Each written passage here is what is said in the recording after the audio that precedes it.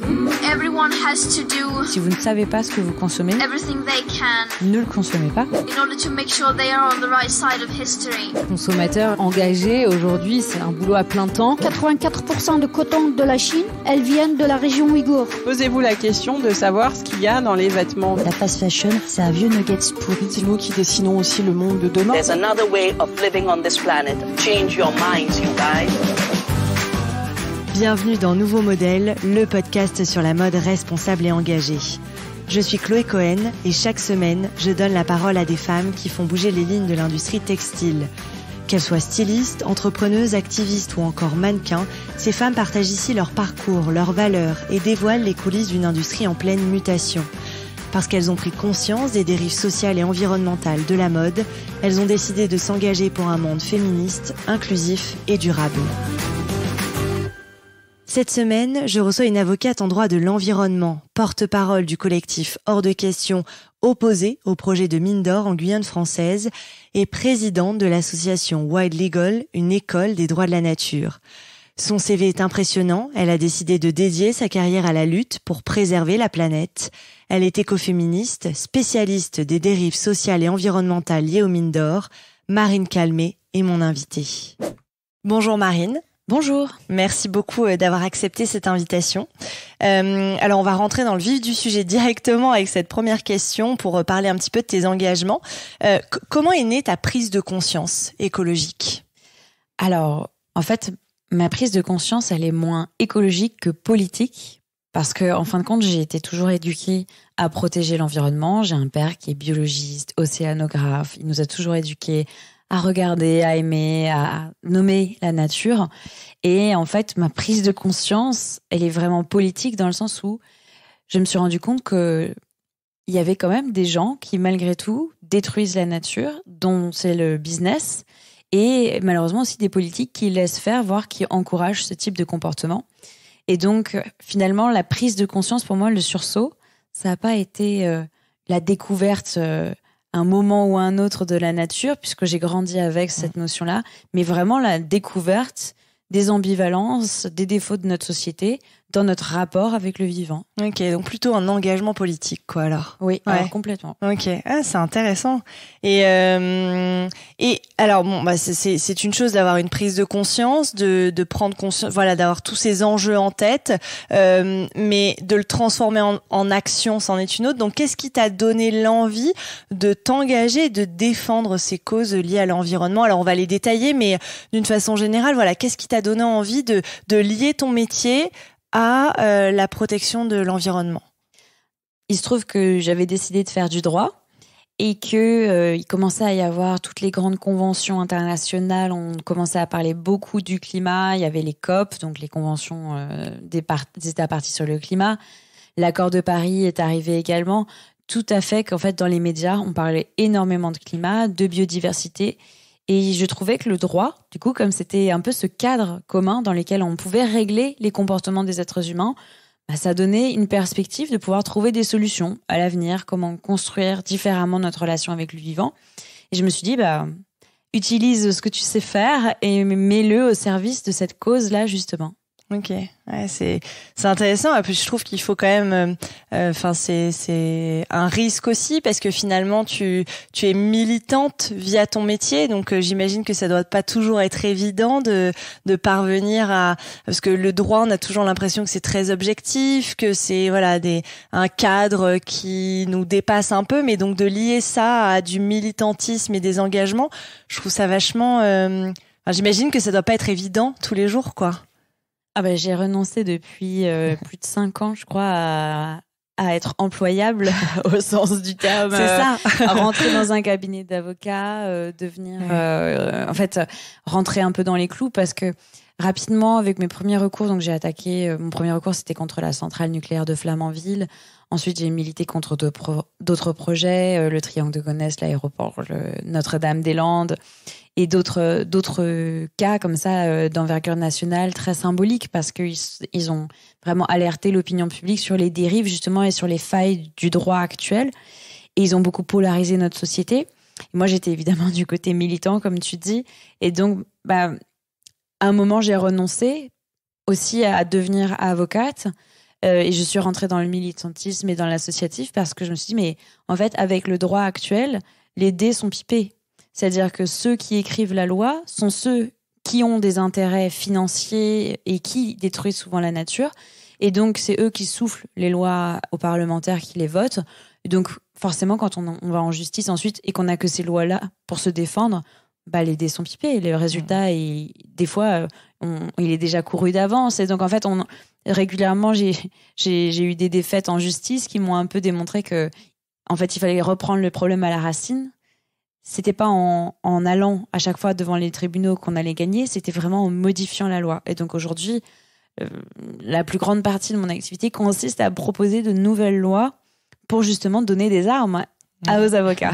Ouais, on va le voir, on va le détailler parce que c'est hyper intéressant et justement à travers ton livre Devenir gardien de la nature qui est excellent et que vraiment je conseille à tout le monde on se rend compte à quel point finalement le droit français dessert complètement l'environnement. Enfin, on va revenir dessus, mais donc dans ton livre, dans l'introduction notamment, tu écris que t'étais un peu lasse, des pétitions, des pancartes, des éco-gestes, des manifestations, que tu avais envie de proposer des solutions plus radicales pour lutter contre ces industries coupables d'écocide.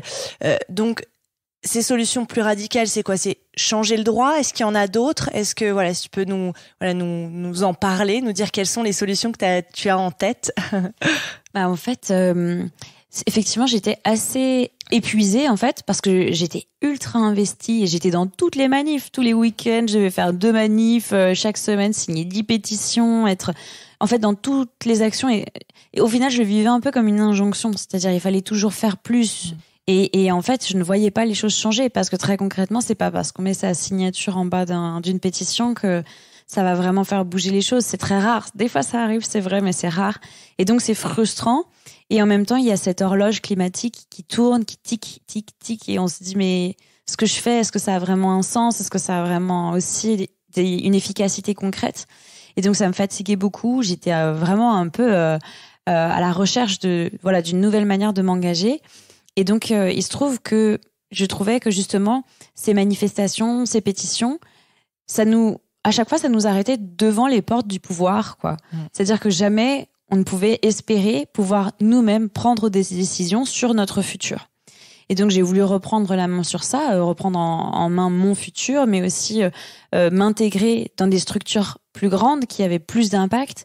Et donc, choisir, là, ça a été un choix. C'est-à-dire que j'ai, à ce moment-là, rencontré des peuples autochtones de Guyane qui étaient de passage à Paris, avec qui j'ai sympathisé.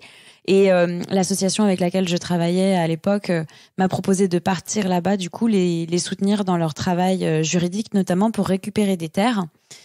Et il se trouve qu'au même moment, donc, il y avait le dossier Montagne d'Or. Et quand j'ai entendu parler du dossier, je me suis dit, peut-être que là-bas, en fait, je vais trouver des réponses à ce qui ne va pas chez nous, c'est-à-dire justement cette exploitation de la terre, ces lois complètement faussées.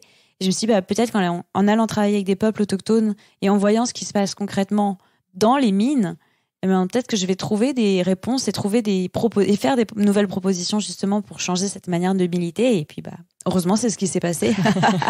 On va revenir sur ce projet Montagne d'Or parce que c'est une des raisons pour lesquelles je t'ai invité dans le podcast pour parler de l'or, des bijoux, tout ce monde un peu horrible. mais d'abord, donc, dans le livre, tu écris aussi les femmes sont omniprésentes dans les mouvements pour la défense du vivant. Elles ont un rôle essentiel à jouer dans les bouleversements de société qui nous attendent. Elles dénoncent l'oppression masculine et l'exploitation de la nature. C'est très écoféministe comme vision. Alors, effectivement, disons que au départ, moi, j'étais totalement inculte sur le féminisme. Je n'avais aucune idée. J'ai jamais lu justement les grands textes du féminisme. Mais en allant là-bas, je me suis rendu compte qu'effectivement, il y avait des mécanismes d'oppression, de domination qui étaient très similaires des hommes sur les femmes et puis des humains sur la nature. Parce que dans les mobilisations, en première ligne notamment, il y avait des femmes. C'était les peuples autochtones voulaient, et notamment les jeunes, pousser en avant les jeunes femmes autochtones en disant c'est elles qui portent l'eau, c'est elles qui portent la vie. Donc mettre en avant justement les femmes guerrières amazoniennes. Et en même temps, je voyais à travers mes yeux de femmes blanches toutes les discriminations, tous les rapports d'infantilisation que les Blancs avaient vis-à-vis des peuples autochtones. C'est-à-dire, on leur dit qu'est-ce qui est bon pour eux, qu'est-ce qu'ils doivent faire, comment ils doivent voir le monde. Et ça me rappelait finalement beaucoup la manière dont les hommes décident aussi pour les femmes, c'est-à-dire qu'est-ce que nous, on a le droit de faire avec notre corps, comment on doit s'habiller, quelles sont les règles qui doivent dicter notre conduite. Et donc finalement, je me dis, mais il y a vraiment une systématique d'oppression dans notre société. Et c'est pas uniquement les hommes sur les femmes, pardon, mais c'est aussi plus globalement d'autres schémas, des schémas qui sont racistes, néocoloniaux, discriminants vis-à-vis des minorités, et puis extractivistes, c'est-à-dire cette relation de prédation des humains sur la nature. En gros, la terre, c'est comme une femme, on se sert parce qu'elle est là et qu'on peut la prendre. Et très souvent, même dans des textes qu'on lit, des anciens textes qui parlent de la première arrivée des Blancs en Guyane française, on parle de forêt vierge. Et c'est pas pour rien. Ces mots, ils ont une importance, c'est-à-dire qu'on prend la forêt comme elle est et on est allé fouiller dans ses entrailles et chercher cet or. Et ça m'a beaucoup marqué. Et du coup, c'est là que j'ai commencé mon cheminement sur l'écoféminisme. Et j'ai participé à un livre qui s'appelle Après la pluie, Horizon écoféministe, et dans lequel je suis revenue justement sur ces sujets-là aussi. Et je crois que c'est une notion fondamentale qui doit servir à la fois les hommes masculins, mais aussi l'humanité tout entière, parce qu'on se rend compte avec la pensée écoféministe de l'imbrication de tous ces mécanismes. Complètement. Moi, je pense que j'en ai pris conscience en traitant le sujet de l'industrie textile ou celle du bijou, où je trouve que c'est très vrai dans cette industrie, ces mécanismes de domination de ces industries dominées par des hommes qui exploitent les femmes, qui fabriquent les vêtements, et aussi la nature, quoi. Donc c'est extrêmement intéressant que tu aies réussi à le mettre dans ce livre aussi, cette vision écoféministe. Et donc je le disais, je t'ai invité sur le podcast pour qu'on parle notamment de ce fameux projet Montagne d'Or en Guyane. Est-ce que tu peux nous le représenter en quelques mots, parce que tu l'expliqueras mieux que ce que je pourrais le faire. Donc je préfère que ce soit toi qui nous représente ce qu'est Montagne d'Or, les enjeux, voilà ce qu'il y a derrière, quoi. Alors, déjà, il faut se représenter la Guyane. Avant de se représenter Montagne d'Or, ça serait un plus beau panorama de départ. C'est-à-dire, vous avez un territoire recouvert à 98% de forêt primaire, donc d'immenses arbres et de milliers d'espèces animales et végétales. Et puis, d'un coup, vous avez une multinationale russo-canadienne qui se dit « Ah bah tiens, si à cet endroit-là, entre cette réserve, c'est une grande réserve de biodiversité, j'allais creuser un immense trou. » Tout ça pour aller chercher de l'or. Donc l'idée, c'était d'utiliser 12 tonnes d'explosifs par jour pour aller au bout d'une piste de 140 km de long, au milieu de la forêt, donc défoncer le sol petit à petit pour creuser un trou de plusieurs centaines de mètres de profondeur, tellement grand qu'on aurait pu au final y coucher la Tour Eiffel. C'est pas un petit trou, c'est vraiment immense, c'est une fosse, une scarification de la forêt, parce qu'en plus la terre est rouge, donc vu du ciel, c'est vraiment, dès qu'on creuse en fait la forêt, dès qu'on coupe un arbre, c'est comme si la forêt saignait. C'est vraiment un territoire qui est déjà mis à mal par l'industrie minière, mais là en plus on rajoutait un projet d'une envergure complètement pharaonique, puisqu'on parle de quelques tonnes d'or à peine, mais des millions de mètres cubes de boue qui auraient été stockés derrière des digues de 60 mètres de haut. Donc 60 mètres de haut, hein, c'est un immeuble de 20 étages, c'est monstrueux, et tout ça au milieu de la forêt. Donc d'un coup, vous seriez arrivé sur ces étendues de boue, en fait, de déchets miniers. C'est 70 000 litres d'eau par heure, donc 12 tonnes d'explosifs, comme je disais. Enfin, c'était vraiment, pour moi, et c'est ce qui m'a convaincu aussi d'y aller et de foncer, c'est que c'était tellement le symptôme de notre maladie, de cette société humaine qui est incapable même de se rendre compte de la folie du projet proposé, et c'était vraiment le symptôme, voilà, de cette société qui va mal et qui a perdu ce lien à la nature. Et donc voilà ce qu'était le projet Montagne d'Or, et heureusement, en tout cas, on en parlera. Ouais. Heureusement, aujourd'hui, on a quelques on peut en parler maintenant, voilà, de savoir ce qui est devenu ce projet. Disons que le gouvernement, face en fait à différentes marches qu'on a organisées, face aux protestations, on a eu quand même, alors là pour le coup, on a fait une belle pétition qui a bien marché, puisqu'on a plus d'1 demi-million de signatures contre l'industrie minière, des signatures qui sont venues de partout dans le monde, de tous les réseaux anti-mines, au Canada, en Nouvelle-Calédonie, en France métropolitaine évidemment, et on est un peu devenu en fait le poil à gratter du gouvernement à force, parce que dans les médias, en fait, on faisait aussi beaucoup entendre la voix des peuples autochtones, c'est-à-dire une parole simple, limpide, qui nous rappelait en fait ce lien intrinsèque entre les humains et la terre. Et en fait, cette folie extractiviste, elle a été finalement balayée par le bon sens des citoyens, des peuples autochtones qui vivent sur ce territoire. Et donc c'est un bon signal, parce que finalement, ça montre aussi que parfois, quand on arrive à se mobiliser, quand on arrive aussi à rassembler des personnes de toute origine et de toute sensibilité, on peut faire des mobilisations qui marchent, et on peut faire en sorte de faire basculer l'opinion publique en notre faveur. Ouais. Donc parfois voilà, la mobilisation citoyenne en tout cas peut fonctionner, ce qui redonne un peu espoir aussi dans tout ça. Et quelles sont les dérives de l'industrie minière en Guyane spécifiquement, parce que après c'est aussi vrai pour d'autres territoires, mais voilà, quels sont un peu les enjeux environnement, de santé aussi derrière cette industrie? Alors en fait, il faut voir qu'il y a 2 sortes d'industries minières en Guyane. Donc il y a l'or légal, les mines qui sont autorisées par le gouvernement, et malheureusement il y en a beaucoup, puisque ça représente en tout 4% du territoire, ce qui n'est pas négligeable en fin de compte. Ouais. Il y a peu de contrôle et des pollutions de l'eau qui sont assez récurrentes. En fait, il faut différencier 2 formes de mines. La mine industrielle, comme le projet Montagne d'Or, donc ces gros projets pharaoniques qui ont un impact en fait assez énorme sur le climat et sur la biodiversité. Par exemple, une mine de taille moyenne, l'association Systex, qui est une association d'ingénieurs, estime que ça équivaut environ à 190 000 voitures individuelles par an. Donc, c'est un bilan climatique qui est très mauvais en termes d'émissions de gaz à effet de serre. Mais c'est aussi un impact sur la biodiversité, parce qu'en fait, régulièrement, il y a des accidents miniers, des déversements de boue dans les fleuves, dans les rivières, des contaminations, des poissons qui meurent asphyxiés en fait par les particules. Mais il y a aussi des impacts très concrets de la destruction des écosystèmes, c'est-à-dire des mines qui s'installent sur des zones forestières. Et en fait, aujourd'hui, au niveau mondial, ce qui est assez inquiétant, c'est que les mines sont installées sur 1/3 des surfaces forestières dans le monde. C'est-à-dire que concrètement, l'industrie et le secteur minier menacent 1/3 des forêts mondiales. Quand on sait que la forêt, à quel point c'est important et qu'elle est déjà en train d'être détruite, ouais. C'est notre meilleur atout pour lutter contre le changement climatique. Et en fait, on voit que c'est un des dangers les plus menaçants pour les forêts. Et donc, il y a évidemment ensuite... Donc ça, c'est l'impact de la mine légale, de ces grosses mines et de ces petites mines qui s'installent sur le territoire et noyautent en fait tout le territoire.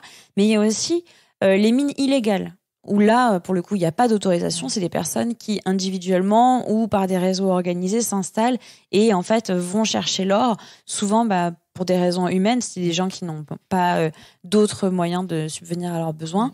Et sauf qu'en Guyane, c'est un phénomène très grave. On parle en ce moment de 10 000 orpailleurs clandestins présents dans la forêt. Donc c'est conséquent. C'est pas un petit peu. C'est vraiment beaucoup de personnes qui sont dans la forêt, qui viennent principalement du Brésil et qui importent des matériaux chimiques comme le mercure pour traiter l'or, parce que pour en fait amalgamer l'or, on parle d'amalgamer, c'est-à-dire que les paillettes d'or présentes dans le sol sont ramenées les unes et forment donc des pépites qui sont ensuite revendues. Et pour faire ce phénomène chimique, il faut des matières chimiques comme le mercure. Sauf qu'évidemment, ces orpailleurs illégaux, ils s'embarrassent pas tellement des cycles de retraitement, etc.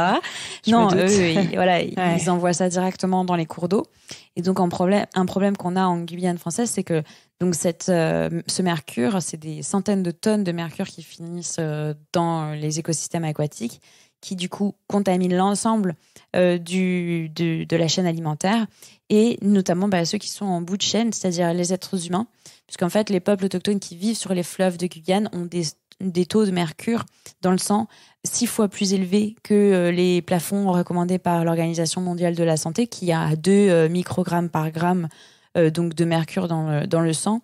Et les peuples autochtones dans le Haut-Maroni, par exemple, chez les peuples Wayana, on parle de 12 voire 15 parfois microgrammes. Et en fait, Ça a des impacts très concrets sur les enfants, notamment, qui sont les premières victimes parce que ça touche notamment la formation du cerveau.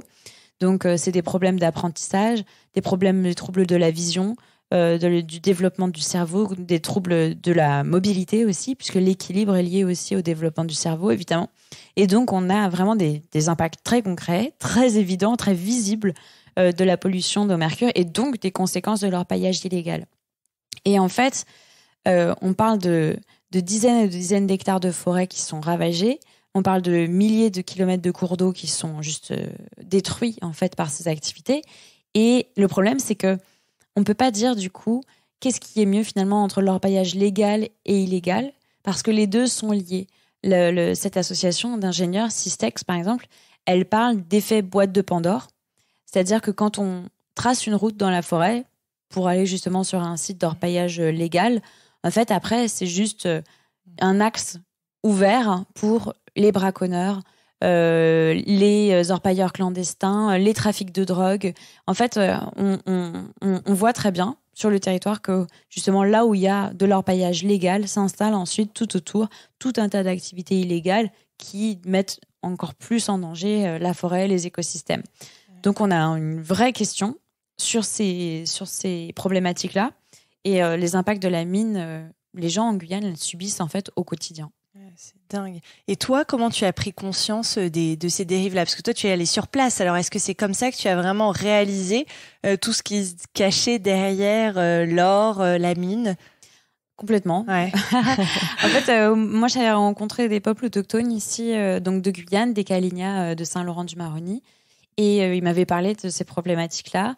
Ça m'a passionnée. Alors, j'ai regardé tous les films. Et il y en a pas mal sur Internet. Vous pouvez regarder un film notamment qui s'appelle Dirty Gold War, qui est un très bon film sur les Wayana et qui raconte justement l'impact de l'orpaillage illégal. Il y a énormément de documentaires. J'ai participé à certains sur justement l'orpaillage illégal. Il y a régulièrement, par exemple, il y a un dernier documentaire de Hugo Clément où il est parti aussi justement à la rencontre des Wayana sur le Haut-Maroni. Donc il y a énormément de choses qu'on peut voir en ligne. Et puis j'ai lu des livres, je me suis renseignée sur ces questions-là. Je me suis vraiment formée avec le collectif Hors de Question, qui est donc un collectif citoyen qui fait de l'information sur ces sujets-là et qui alerte sur l'orpaillage légal notamment, mais aussi du coup sur l'orpaillage illégal. Et en fait, un peu autodidacte, je me suis formée à ces questions-là pour être en mesure aussi de comprendre vraiment tous les enjeux. Ok. Et donc après, ce que tu as vu sur place, c'était ce que tu avais pu voir à la fois dans les documentaires ou lu dans les livres, quoi. Non, c'était pire. Ouais, c'était pire. C'est vrai qu'on se rend jamais vraiment compte, à moins de le voir vraiment de ses propres yeux, quoi. Ah, c'était vraiment pire, en fait. C'est-à-dire que, vous pouvez le voir dans les documentaires, vous pouvez le lire dans les livres, mais ça remplacera pas l'impact. Je pense que ce qui m'a le plus choqué, moi, c'était notamment les questions sécuritaires, parce qu'en fait, c'est pas uniquement le fait de détruire la nature, c'est en plus que vous avez donc des milliers d'hommes armés qui sillonnent les forêts. Et moi, je me souviens d'une scène où justement j'étais au bord du fleuve en attendant que la pluie passe pour pouvoir repartir en pirogue, bref. Et je vois un gars avec une Kalachnikov juste passer à quelques mètres de moi et me regarder. Et je me suis dit, genre, en fait, s'il décide de me tuer à cet endroit-là, je pourrais rien faire. Et donc, j'ai eu super peur, évidemment. Et je me suis dit, mais c'est ce que vivent les peuples autochtones de Guyane tous les jours. Eux, ils se baignent. Quand on y va là-bas, on se baigne dans le fleuve, on mange au bord du fleuve. Et en fait, tous les jours, ils voient passer des centaines de personnes armées qui ramènent du matériel, du fuel, à manger pour les sites d'orpaillage clandestin. Et ils se baignent dans une eau contaminée au mercure. Ils boivent cette eau, ils la portent. Et ils donnent ce poisson contaminé à leurs enfants. Enfin, c'est en fait tout un cycle vicieux qui fait que j'ai pris conscience de ce truc-là parce que je l'ai aussi vécu dans ma chair. J'ai mangé du poisson au mercure. Enfin, parce que voilà, c'est vraiment quelque chose qui, quand on arrive sur le terrain, on s'en rend compte. Et c'est ça qui est hyper impressionnant, c'est que là, ça devient concret. Et bon, ça dégoûte à vie de l'or, quoi. Mais j'imagine. Et ce qui est dingue, c'est que c'est la France.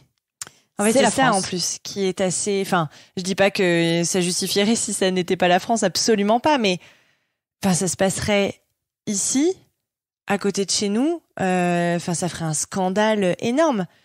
Et là, on le tolère alors que c'est la France, quoi. En fait, il y a des politiques qui sont mises en place depuis des dizaines d'années. C'est-à-dire que l'État tente par des moyens militaires de trouver des réponses, d'encadrer, etc. Mais en fait, c'est extrêmement compliqué, notamment aussi parce qu'il y a franchement une duplicité entre les orpailleurs clandestins et les orpailleurs légaux.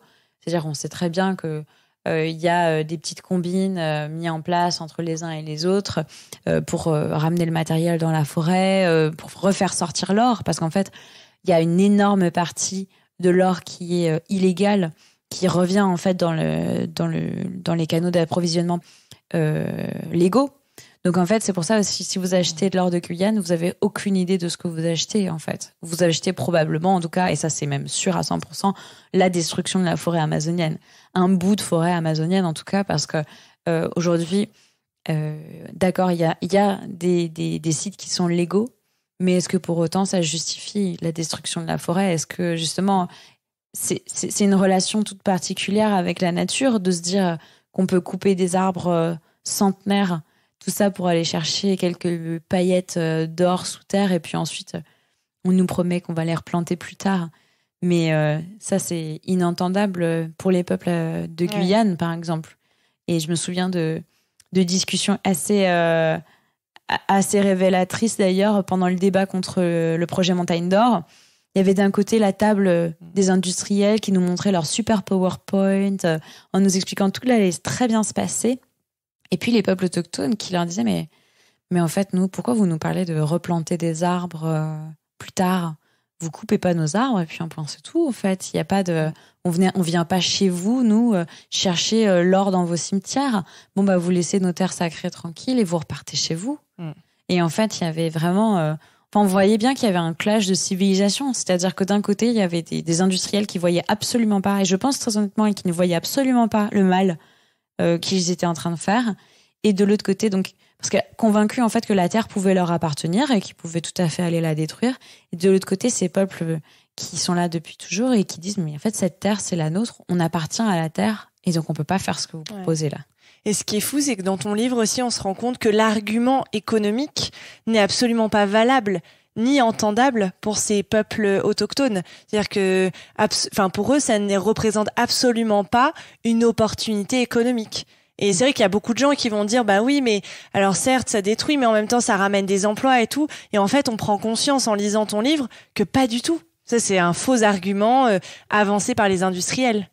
Ça, c'est un argument utilisé par les industriels et auquel les hommes politiques veulent bien donner un peu de crédit parce que ça les arrange. Ouais. C'est-à-dire que pendant longtemps, il faut savoir aussi que historiquement, l'or a financé les campagnes politiques. Donc, les familles historiquement au pouvoir en Guyane sont des familles qui ont des mines. Et vous le voyez d'ailleurs parce qu'il y a une oligarchie locale qui détient les concessions minières de Guyane. Vous avez par exemple les personnes qui sont au MEDEF de Guyane, les personnes qui sont dans les chambres de commerce, etc. Ce sont souvent des personnes qui ont ou qui ont dans leur famille des personnes qui sont liées à l'industrie minière. Parce qu'en fait, ça a financé ces campagnes politiques. Et donc, du côté des hommes et des femmes politiques, évidemment, on a envie d'y croire, quoi. La mine, c'est le secteur d'avenir pour la Guyane. Il y a toujours eu cette idée, ce dogme qui disait si on ouvre plus de mines, on va créer cet élan économique. Sauf que en 2018, justement, juste après le débat public contre Montagne d'Or, il se trouve que le WWF a mandaté un cabinet qui est pas un cabinet trotskiste, le cabinet de Deloitte, voilà, donc à qui on peut prêter quand même un peu de crédibilité sur ces questions-là, et qui a dit mais en fait la mine c'est le secteur qui a le plus faible taux d'entraînement pour un territoire. Donc le taux d'entraînement en gros économique, c'est quand vous mettez de l'argent dans un secteur ou quand vous créez des emplois dans un secteur, quelles vont être les retombées pour le territoire. Et en fait, ils ont fait une liste des 10 secteurs d'activité importants en Guyane. Et clairement, la mine est celui qui en a le moins.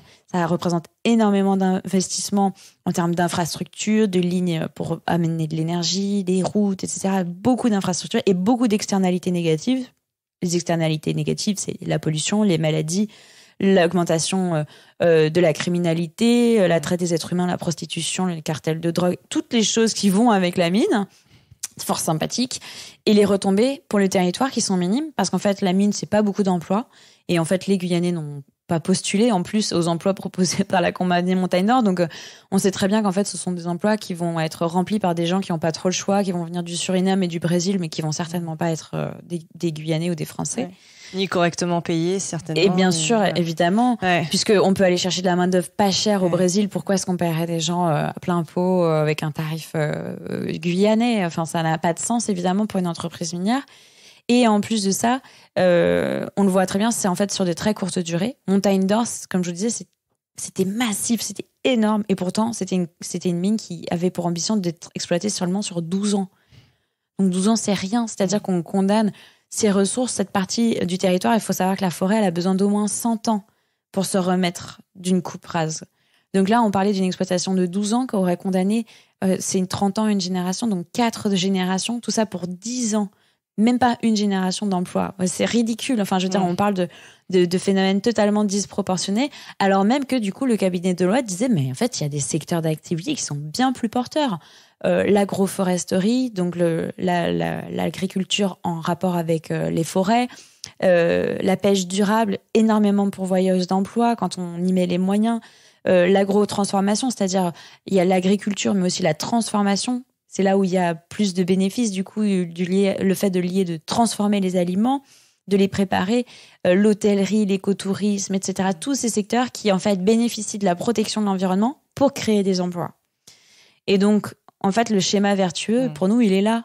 Et on le répète depuis des années, la mine, c'est vraiment un dogme. C'est-à-dire qu'il faut vraiment tourner cette page parce qu'en fait, en plus, elle ne nous permet pas de développer d'autres secteurs. Parce qu'évidemment, quand vous avez un champ de mine sur un territoire, vous ne pouvez pas faire de l'agroforesterie. Vous ne pouvez pas faire de l'écotourisme. Qui irait planter son hamac au milieu d'un champ de boue cyanurée? Ça n'a pas de sens. Donc, quand on va dans des territoires comme la Guyane, en forêt amazonienne, ce qu'on a envie, c'est d'entendre les singes, d'entendre les perroquets, de voir les oiseaux. C'est pas d'entendre les détonations. Ça n'a pas de sens. Donc, c'est vraiment un secteur qui condamne en fait le territoire. Et c'est pour ça que c'est aussi important de vraiment vite tourner la page. Ouais. Effectivement, et j'aimerais bien citer aussi quelques chiffres. D'ailleurs, je vais te poser une autre question avant que je n'oublie. Dans ton livre, on comprend que pour toi, une mine durable, ça n'existe pas. Donc, je me demandais ce que tu pensais de tout ce qui était le label Fairmine, par exemple, ce genre de choses. Est-ce que c'est utile et donc est-ce que pour toi, ça pourrait être compatible avec une extraction plus durable ou pas du tout? Ça n'existe pas. Qu'est-ce que tu en penses? Pour les motifs que je disais tout à l'heure, je pense que la mine durable, ça n'existe pas. C'est de la communication. Quand on a une mine de taille industrielle qui a une durée d'exploitation de 12 ans, c'est pas durable. Pour moi, quelque chose qui est durable, c'est quelque chose qui régénère la terre et qui fait qu'en fait, on ne sacrifie pas les générations futures pour un profit immédiat. Or, l'or n'étant pas une ressource renouvelable, par définition, ça peut pas être un secteur d'activité durable. Donc pour moi, ça, c'est de la communication et c'est dangereux dans le sens où ça donne l'impression de pouvoir avoir un statu quo. C'est-à-dire, on peut continuer à exploiter de l'or parce qu'on met un label Fairmine. Alors, je dénonce pas ce label parce que je pense qu'effectivement, c'est bien qu'il y ait une prise de conscience. Ça montre qu'il y a d'un côté des industriels qui ne font aucun effort et de l'autre d'autres qui essayent peut-être de faire un peu mieux que leurs concurrents. Mais ça remet pas en question le système. Or, moi, je suis vraiment dans une démarche où on reprend le problème à la racine et on répond à ce problème qui est: est-ce que les êtres humains peuvent se comporter de cette manière vis-à-vis de la Terre? Est-ce que c'est normal d'aller fouiller dans les entrailles de la Terre pour extraire de l'or et sacrifier les intérêts des générations futures au passage? Et donc, pour moi, ces labels, c'est pas suffisant, c'est pas acceptable et ça laisse planer le doute sur le fait de dire oui, on va pouvoir continuer comme avant, mais on va faire un peu mieux. Sauf qu'en fait, non, déjà de une, on peut pas continuer comme avant parce qu'on a extrait 2/3 des ressources en or. Et donc, ça va s'arrêter. Faut que les gens soient au courant. Oui, ce que tu disais, d'ici 20 ans, je crois. Ouais. En fait, donc ça ne peut pas être durable puisque d'ici 20 ans, il n'y a plus d'or sous terre. Donc, je veux bien, mais en fait, non, la mine ne peut pas être durable. Bientôt, ça sera fini. On aura extrait tout l'or du sol. La question, pour moi, elle se pose, c'est: est-ce qu'on continue et on extrait vraiment tout, ou est-ce qu'on s'arrête, on réfléchit et on se pose les bonnes questions? Parce qu'aujourd'hui, il y a déjà une grande quantité de l'or, en fait, qui est recyclé. Et je pense que l'avenir, il est là. C'est prendre conscience de la rareté et du caractère précieux, en fait, de ces choses et de la vie en général. Et donc, se poser la question de comment on réutilise et surtout comment on utilise moins, comment on réduit au minimum notre impact. Parce qu'en fait, les chiffres, et je pense que tu vas les donner juste après, ils sont assez éloquents. On n'en a pas besoin. Bah oui, je vais les donner maintenant parce que donc dans ton livre tu les cites. Selon le World Gold Council, tu dis 57% de l'or extrait sur la planète est destiné à la bijouterie. Et c'est là où c'est pour ça aussi que je t'ai invité. C'est-à-dire que finalement, le problème de l'or, c'est le problème de l'industrie du bijou, quoi. Parce qu'après, c'est 35% pour produire des pièces de monnaie ou des lingots ou remplir les réserves des banques, et 8% seulement sert à l'industrie électronique et à la dentisterie.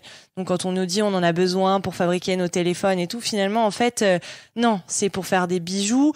Bijoux, c'est pas un besoin vital non plus. Donc c'est vrai que finalement le problème de l'or, c'est le problème de l'industrie du bijou, et c'est assez dingue de se rendre compte de ça, quoi. Et donc c'est vrai que tu préconises plutôt toi le recyclage de l'or à ce moment-là, ouais. Il y a plusieurs choses. Alors, évidemment, le recyclage, pour moi, c'est essentiel. Je sais pas, moi, pourquoi est-ce que vous iriez acheter un bijou neuf si vous avez une vieille bague de famille? Même si elle vous plaît pas, vous pouvez la refondre. C'est ça qui est génial avec ce matériau, c'est que, en fait, l'or se refond. Donc, si vous avez une bague de famille, pas la peine d'en acheter une nouvelle. Vous l'amenez chez un artisan, il vous refait une alliance. C'est vraiment un matériau magique dans ce sens où il n'y a pas besoin, en fait, de réinventer ou de rajouter. Et donc, du coup, on peut transformer ces bijoux, par exemple, plus anciens et en refaire autre chose. Mais il faut aussi se poser cette question du rapport à la nature. Ça me rappelle une conférence que j'avais donnée en Suisse, parce que j'avais évidemment adoré donner une conférence sur l'or en Suisse, en sachant que les 5 plus grosses fonderies au monde sont en Suisse.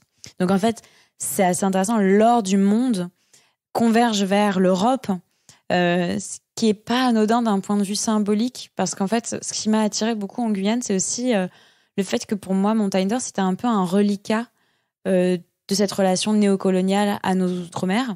On a dévasté le continent sud-américain. Les conquistadors étaient assoiffés d'or, c'est-à-dire on amenait des esclaves, on amenait des hommes par bateau entier pour ramener ensuite des cales pleines d'or et d'argent qu'on extrait des mines, les mines de Bolivie, les mines d'Amazonie.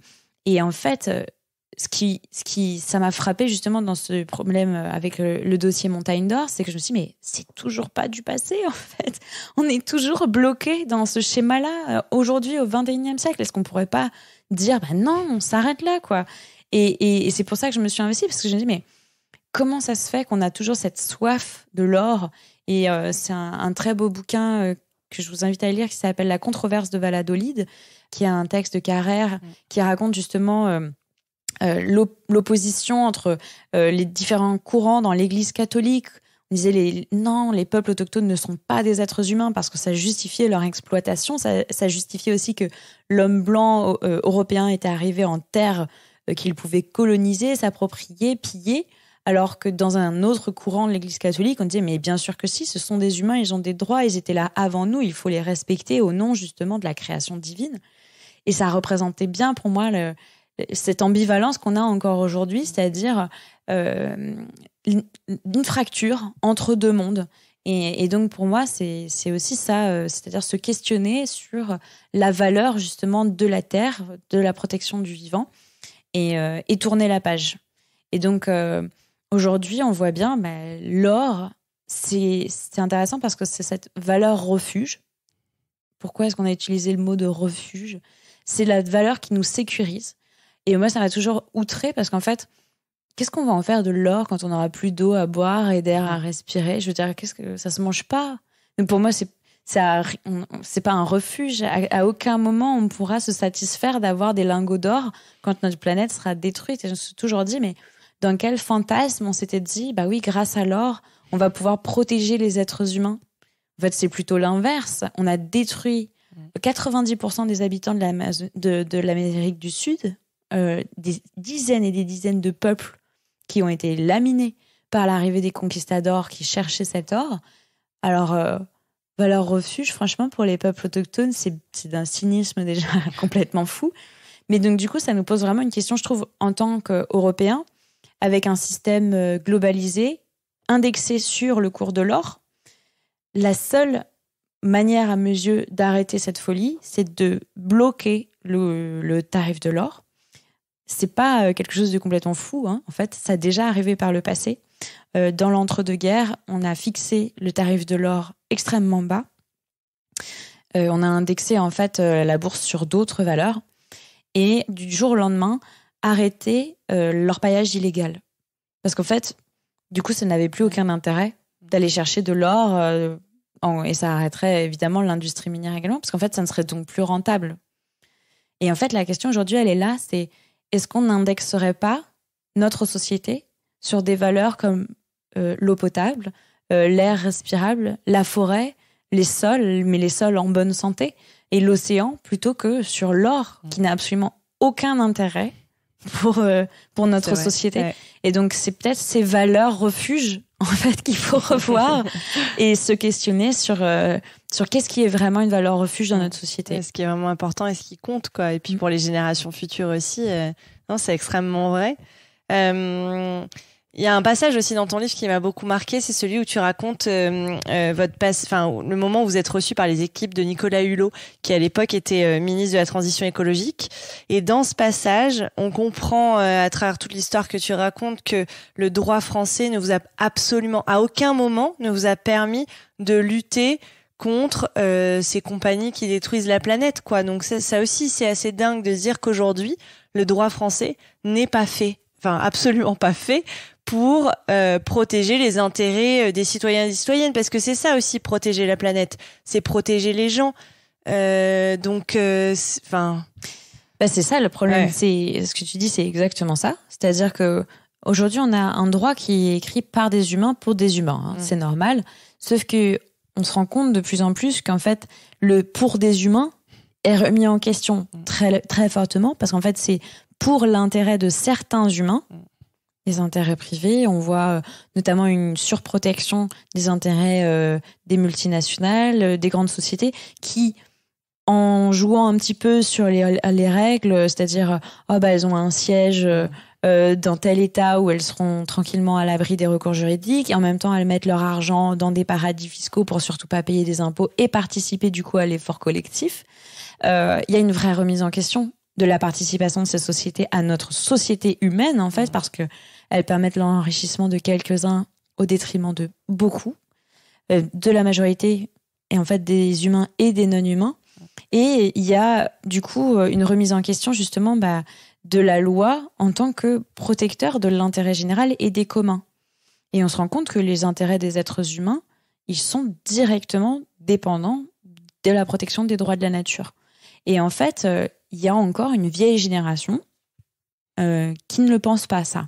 Parce que, par exemple, je le dis vite fait dans mon livre, parce que c'est aussi ce qui m'avait marqué. À la suite de la Convention citoyenne pour le climat, on a donc notre ancien Premier ministre, Édouard Philippe, qui dit non mais franchement, est-ce qu'on imagine un monde où justement le droit de l'environnement, cette notion, il utilise les mots de vague, cette notion vague de droit de l'environnement viendrait limiter les libertés individuelles et notamment la liberté d'entreprendre. Je n'aimerais surtout pas habiter dans ce monde-là. Ouais, je me souviens de cette citation. Et en fait, moi, ça m'avait choquée, parce que je me dis, mais ça, c'est-à-dire que cet homme-là, qui est un homme cultivé, qui a fait de grandes études, qui est arrivé à un poste à forte responsabilité, il est complètement inconscient du fait qu'en fait, la protection des intérêts particuliers des entreprises n'est pas du tout la même chose que la protection de l'intérêt général. Et que pour nous, les citoyens, il n'y a pas d'opposition entre la protection de la nature et la protection des citoyens, parce qu'en fait, c'est la même chose. S'il n'y a pas de protection de la nature, nos droits fondamentaux sont en danger. Le droit à la vie, le droit à respirer de l'air pur, le fait d'avoir de l'eau potable, tout ça, ça découle évidemment de la protection de la nature. Et pour lui, il y avait une opposition, alors que pour chaque personne de bon sens qui a les pieds sur terre et les mains dans la terre aussi peut-être, c'est évident que c'est lié. Ouais.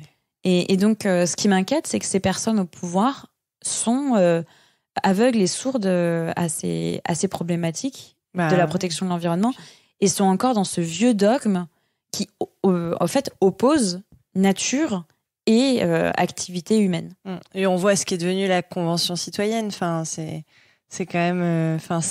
Moi, j'avoue que ça m'a énormément déprimée, quoi, parce que ça partait vraiment d'une bonne idée, et puis finalement, par les lobbies, par les intérêts économiques, qui étaient vidés complètement de tout son sens, quoi.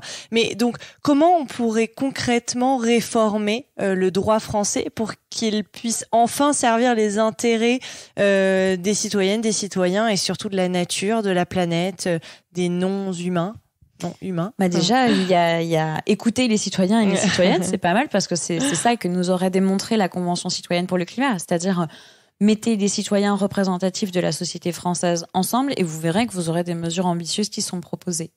C'est ça, parce qu'aujourd'hui, alors c'est très politique, mais n'empêche que la Convention citoyenne était véritablement représentative de notre société. Il y avait des travailleurs, il y avait des personnes des Outre-mer, il y avait des jeunes, des plus vieux. Ils avaient vraiment fait un panel représentatif de toutes les classes sociales, de toutes les catégories d'âge, de sexe. Parce que je rappelle quand même que l'Assemblée nationale n'est toujours pas paritaire.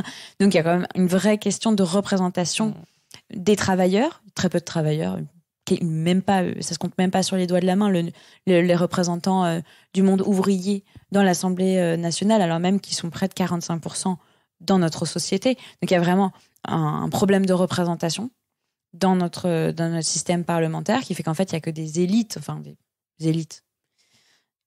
des personnes privilégiées qui accèdent à ce genre de fonctions, mais donc qui ne sont pas représentatifs des problématiques de notre territoire, pas pour la majorité en tout cas. Et moi, ce qui m'a donné beaucoup d'espoir, c'est de me dire, mais voilà, quand on met des citoyens de tous bords ensemble pour travailler sur un sujet comme la protection du climat, qu'on leur donne aussi toutes les clés pour réagir, pour réfléchir à ces sujets-là, parce qu'on les a formés aux questions climatiques, etc., ils sont capables de prendre des décisions en dehors de tous les clivages, de tous les clivages politiques, bien sûr, et donc de prendre des décisions dans l'intérêt général, parce que eux, ils n'ont rien à perdre, ils n'ont pas de mandat, ils vont pas être réélus, c'est pas ils sauvegardent pas leur gagne-pain comme ça. Et donc là, vraiment, il y a une vraie remise en question avec la Convention citoyenne de la place du politique et de comment on fait de la politique aujourd'hui. Je dis pas qu'il faut démembrer notre système parlementaire, mais je dis qu'il y a vraiment un mode de représentation à revoir. Et donc, pour moi, c'est ça, c'est refaire rentrer les citoyens dans la politique, leur donner du pouvoir, faire en sorte justement qu'ils puissent prendre de vrais choix. Parce qu'en fait, ce dont on parle depuis tout à l'heure, par exemple l'or, si les gens savaient justement l'impact de l'or sur les forêts, sur la biodiversité, sur l'eau, sur le climat, peut-être qu'ils pourraient prendre des vrais choix, en fait. S'ils n'étaient pas bombardés de publicités où l'or, c'est cette jeune femme magnifique qui se promène au milieu des oliviers, assimilée non seulement la femme, la nature, etc., mais en plus, deux clichés énormes, c'est-à-dire la femme et la nature en fusion, et en plus de ça, cet or qui, en fait, n'a rien à voir avec la nature, mais au contraire avec la destruction du vivant. Si on remédiait justement un peu à ces clichés et qu'on disait la vérité aux gens, peut-être qu'ils seraient en position justement de se reprendre en main sur ces questions-là, de dire peut-être que non, en fait, peut-être que j'ai pas envie de participer à ça, peut-être que je vais pas acheter cette bague, peut-être que je vais me pencher vers d'autres matériaux. Par exemple, les peuples autochtones, ils font je vous invite à regarder, il y a plein de marques magnifiques de bijoux ethniques fabriqués avec des graines. Moi, j'ai beaucoup de bijoux, notamment de Guyane, qui sont fabriqués avec des graines et des perles. Et les Amérindiens de Guyane, ils font des choses magnifiques avec, en fait, des choses de la nature. Et je trouve qu'il y a un potentiel énorme dans ces bijoux et dans cet artisanat traditionnel qu'on peut juste valoriser et mettre en avant et dire, voilà, ça, c'est fait avec la terre, c'est respectueux du vivant. Et c'est beau en plus. C'est très beau. Non, mais c'est vrai que c'est intéressant ce que tu dis, de remettre un peu les citoyennes et les citoyens au cœur de notre système démocratique, de notre système politique, notamment par exemple la primaire populaire, qui sont des initiatives intéressantes et qui vont peut-être nous permettre de réformer aussi le droit français. Il y a aussi une autre question, c'est de comment on reconnaît les droits de la nature, de la planète, parce que dans ton livre, tu parles notamment de la Colombie et du fleuve Atrato, j'espère que je prononce bien, qui est menacé par l'orpaillage, et on voit que voilà, il y a certaines initiatives qui ont permis de reconnaître un petit peu les droits de ce fleuve, les droits de la nature. Donc on peut peut-être s'en inspirer, voilà, de savoir comment on fait quoi pour avoir des droits de la nature. Le fleuve Atrato en Colombie, c'est fascinant parce que justement, les populations, les habitants étaient complètement captifs parce qu'en fait, l'industrie minière de l'or est arrivée sur leur territoire. Et là où ils avaient toujours vécu avec le fleuve, où ils avaient toujours mangé le poisson, et ils s'étaient toujours nourris en fait de la nature, d'un coup, en fait, il restait plus rien. C'est-à-dire que vraiment, l'eau était souillée, il y avait plus de ressources en poisson, et donc du coup, aspirés dans cette spirale infernale, ils s'étaient retrouvés à eux aussi devoir aller à la mine pour gagner de l'argent et pour acheter de la nourriture, puisqu'il n'y en avait plus sur le territoire. Et donc c'est ça, en fait, aussi, dont il faut se rendre compte, l'impact de la mine, c'est que ça vous entraîne dans un schéma négatif. Et un groupe d'habitants qui était excédé par cette situation est allé en justice pour demander la reconnaissance du coup des droits du fleuve, ne pas justement être victime de ces pollutions, de cette destruction, de ce pillage. Et le juge leur a donné raison en disant non seulement l'État a l'obligation de protéger le fleuve Atrato, mais en plus l'État a l'obligation de vous permettre à vous d'être les gardiens du fleuve. C'est-à-dire qu'il a ordonné la création d'un comité des gardiens du fleuve Atrato. Aujourd'hui, ils sont 17. Ils représentent le fleuve et ils mettent en place des programmes alternatifs, justement alimentaires, politiques, économiques, de santé aussi, évidemment, et des programmes pour éduquer et sensibiliser à la réparation de ce fleuve qui a été impacté. Et ça, c'est extrêmement intéressant parce que pour une fois, voilà, les citoyens se reprennent en main sur des décisions qui les touchent et on pose à plat le fait que le juge a reconnu quelque chose qui est très intéressant, qui s'appelle les droits bioculturels. Et en fait, les droits bioculturels, c'est pas des droits culturels bio, c'est vraiment le fait de dire le juge a reconnu que votre identité en tant qu'être humain découle de votre territoire. Et si, par exemple, demain, vous êtes privé des ressources en poisson pour votre nourriture, ça va pas simplement vous priver du poisson, ça va aussi transformer votre alimentation au tel point que vous pourrez plus faire vos plats traditionnels, c'est-à-dire ça pourrait s'appliquer à n'importe quel territoire en France. À Marseille, vous pourriez plus faire la bouillabaisse. Vous perdez votre identité culturelle parce que vous perdez vos ressources alimentaires et votre manière de cuisiner. Et donc ça se ressent en fait sur toute votre manière de vivre. Et donc il a bien fait le lien entre la destruction de la nature, pas que alimentaire, mais aussi dans la manière de pratiquer les rites, dans la manière de vivre, d'aller au fleuve, d'avoir ses rituels du quotidien. Et en fait, il a lié, du coup, par les droits bioculturels, l'homme et la nature dans une seule et même idée, en fait. Ouais. Et ça, je pense que ça peut être un droit qui pourrait être consacré aussi en France, ce droit bioculturel. Et on le voit dans les territoires, il y a un attachement des habitants à leur territoire, avec avoir la fierté des Français et de la Seine, mais aussi partout en France, des Corses avec leur territoire, et des Basques qui sont très impliqués notamment dans les projets miniers. C'est-à-dire que vous voyez régulièrement justement des collectifs d'habitants se liguer contre des projets miniers pour dire mais non, en fait, nous on a le piment d'Espelette, on ne veut pas les mines en fait chez nous qui vont qui vont détruire notre économie locale. Et ils ont tout à fait raison et on voit bien que il y a heureusement une conscience très forte du lien entre la protection de la nature et de ses droits bioculturels. Et ça, c'est une vraie inspiration. Et je pense que c'est vraiment un moment où justement on peut se dire, grâce à la loi, on peut légiférer sur l'or, on peut légiférer sur plein de choses. C'est-à-dire qu'aujourd'hui, par exemple, on peut d'ailleurs proposer des lois qui nous permettent de tracer l'or, qui nous permettent d'interdire, voire l'or dans certains territoires. Moi, par exemple, je me suis beaucoup investie sur la question de la réforme du code minier pour obtenir l'interdiction pure et simple de l'extraction minière en territoire amazonien. Parce qu'on ne peut pas être crédible en disant oui, on va respecter les accords de Paris et en même temps ouvrir des mines dans des forêts primaires, ça n'a pas de sens. Donc, grâce à la loi, on peut faire énormément de choses. Mais par contre, le problème, c'est qu'il faut être en position de les voter, ces lois. Donc, c'est vraiment un enjeu qui est considérable. Ouais, non, effectivement. Donc, il faut, si on comprend bien, il faut s'engager en politique. C'est un peu notre là où on aura le plus d'impact, pour faire changer les choses. Mais en fait, pour moi, la politique, c'est du quotidien. C'est-à-dire, quand on est, par exemple, le collectif Hors de Question, on est un collectif citoyen, mais on fait de la politique. C'est-à-dire, notre message, il est très clair. Pas d'industrie minière sur le territoire amazonien. Et ça, c'est politique. C'est apartisan. On n'a pas de parti politique, mais c'est politique. Ouais. Et on délimite très clairement des volontés politiques, une démarche à suivre. On dit qu'il faut aller vers des emplois durables, certains secteurs d'activité, mais pas tous, justement. Et donc ça, c'est très politique. Et après, le citoyen, par son mode de consommation, il y en a qui disent consommer, c'est voter tous les jours. Je suis assez d'accord avec ça. Ne plus consommer d'or, c'est au moins aussi efficace que voter une loi sur l'interdiction de l'or en Guyane. Aujourd'hui, vous ne savez pas ce que vous portez. Vous ne pouvez pas savoir quel est l'or que vous portez. Vous ne pouvez pas savoir d'où il vient. Et donc, probablement qu'il vient soit d'une mine qui fait travailler des enfants en Afrique, soit d'un bout de forêt amazonienne qui a été détruit, de terres autochtones qui ont été massacrées. Et donc, vraiment, si vous ne savez pas ce que vous consommez, ne le consommez pas. Parce qu'en fait, ça aussi, c'est une manière de voter et de faire de la politique. C'est vraiment essentiel. Et je pense qu'on doit...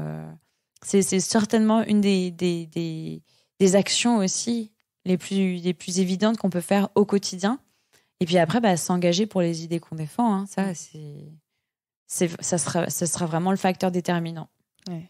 Ouais, non mais je partage en tout cas complètement ce que tu dis. Il me reste 2 questions à te poser. Il y en a une qui est en rapport avec le titre de ton livre, hein, donc devenir gardien de la nature. Comment on devient gardienne et gardien de la nature ?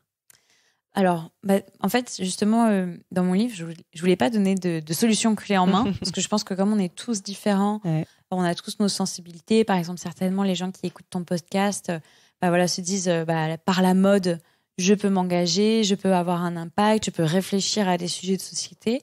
De la même manière que, avec le collectif Hors de Question, on parle de la mine. Et donc, je pense qu'il n'y a pas une manière de s'engager, il y en a plein. Par contre, je crois qu'il y a un cheminement à faire pour justement devenir gardien et gardienne de la nature. Pour moi, c'était un cheminement qui va chercher justement ce qu'il y a au fond de nous et ce qui nous rattache à la nature. Dans nos sociétés, on s'est beaucoup coupé de cette nature. On a beaucoup perdu ce lien d'empathie en fait avec le vivant en se sentant autonome, c'est-à-dire c'est un peu la pensée cartésienne, c'est-à-dire l'homme maître et possesseur de la nature, nous dominons le vivant, nous pouvons tout faire, tout créer, tout reconstruire si besoin, alors qu'en fait on voit bien que c'est faux. Et donc moi je voulais pas donner des astuces, des conseils, des tutos pour devenir gardien. Pour moi ça a pas de sens. C'est un cheminement. Alors j'ai raconté les miens, c'est-à-dire comment, en tant que juriste blanche, occidentale, je suis partie dans un territoire qui était complètement différent de ma civilisation. Ce que j'ai appris là-bas et ces étapes que j'ai franchies. Et donc, si on se reconnaît dans ces étapes, on peut aller les chercher sur son territoire, sur ces domaines justement qui nous font envie, que vous soyez plus intéressé par justement la mode, la pêche, l'agriculture, la permaculture, que sais-je. Ce sont des étapes pour moi à franchir, que ce soit la reconnexion avec le vivant, comment l'apprentissage justement des mécanismes de fonctionnement du vivant, se décoloniser de toutes ces idées qui sont en nous et qu'on a intégrées par notre éducation, faire son rituel de passage à l'âge adulte, qui pour moi est un moment important, et puis devenir progressivement gardien. Et je pense qu'il n'y a pas de... On devient gardien. Dans toutes les civilisations autochtones, d'ailleurs, ça se retrouve. On devient gardien de la nature avant même de devenir humain. C'est-à-dire que la compréhension du vivant, le lien avec le vivant, est ce qui ensuite fait qu'on devient un adulte à part entière, qu'on devient membre de cette société. Ce que je trouve extrêmement intéressant parce que c'est en fait très émancipateur. L'être humain, quand il est informé, quand il est sensibilisé, quand il est capable d'être autonome dans sa pensée, devient un membre à part entière de cette société. Et je trouve que franchement, c'est libérateur. Et du coup, pour moi, c'était aussi s'émanciper du carcan citoyen, c'est-à-dire non, notre rôle, c'est pas de voter tous les 5 ans, ça s'arrête pas uniquement là. C'est aussi de remettre en question les lois, de désobéir s'il y a des lois injustes et d'inventer un nouveau système de société. Et pour moi, c'est ça, devenir gardien. Très bien. Écoute, c'est une belle conclusion, même s'il me reste la dernière question rituelle du podcast à te poser. Est-ce que tu as des modèles dans la vie ? Alors, j'en ai Beaucoup. Déjà, la nature est franchement mon meilleur modèle parce que je cherche beaucoup à m'inspirer en fait de ce que j'observe dans la nature pour écrire des lois, que ce soit justement le fonctionnement des arbres, le cycle de l'eau. C'est en fait des lois que j'imagine les lois du futur. Pour moi, ce sont des lois biomimétiques, c'est-à-dire qui épousent totalement le fonctionnement du vivant. Donc, la nature, c'est mon meilleur modèle. Mais ensuite, il y a énormément de personnes qui m'ont beaucoup inspirée dans mon travail, comme Valérie Cabane, qui est aussi une juriste qui travaille sur l'écocide et qui m'a formée sur ces questions. Alexis Tuka, qui était mon mentor en droit des peuples autochtones, qui a écrit un livre justement sur les peuples autochtones et les luttes amérindiennes en Guyane. Et puis tous les gens du collectif Hors de Question, qui m'ont formée, qui m'ont amenée sur le terrain, qui m'ont fait découvrir la Guyane et surtout qui m'ont montré qu'en fait... s'engager est à la portée de tous. Dans le collectif Hors de Question, on a des postiers à la retraite, des profs de shiatsu, des personnes qui étaient très éloignées de l'industrie minière, mais qui en fait se sont sentis responsables de leur territoire, qui se sont positionnés en gardiens, qui défendent au quotidien cette nature, ces écosystèmes, parce qu'ils l'aiment et qu'ils veulent la préserver. Et ça m'inspire énormément parce que ça montre bien que les luttes écologistes ne sont pas des luttes bobos, ne sont pas des luttes élitistes, c'est vraiment notre responsabilité à tous et c'est à la portée de tout le monde de s'engager. Et donc, devenir gardien, pour moi, c'est vraiment ce message de dire, voilà, je voudrais qu'on rentre dans un âge différent. On parle de l'anthropocène, de l'âge où justement l'homme s'est servi dans la nature, l'a détruite, l'a déformée, en a recomposé en fait sa chose. Et aujourd'hui, il rentre dans l'âge du symbiocène, c'est les mots de Glenn Albrecht, pour dire... L'ère du futur, c'est l'ère dans laquelle on se pose des vraies questions. On essaie de trouver un équilibre justement entre nos activités humaines et le fonctionnement du vivant. Et c'est pour moi l'ère aussi où on s'émancipe justement de ces sociétés de consommation et où on rentre pleinement dans notre humanité. On se repose de ces questions centrales pour nous et on sort de ce carcan de consommation pour s'émanciper de tout ça. Ouais. Ok. Bah écoute, merci infiniment d'avoir répondu à toutes mes questions. Merci à Marine d'avoir participé à cet épisode de Nouveaux Modèles et merci à Thomas Langlin, notre ingénieur du son. Si vous aimez l'émission, dites-le moi avec des mots doux et des étoiles sur vos applications préférées et parlez-en autour de vous, c'est ce qui m'aide le plus à faire connaître le podcast. Pour ne louper aucun épisode, rejoignez-nous sur Facebook, Twitter et Instagram @nouveaumodèle.podcast. Je vous dis à très bientôt pour rencontrer un nouveau modèle.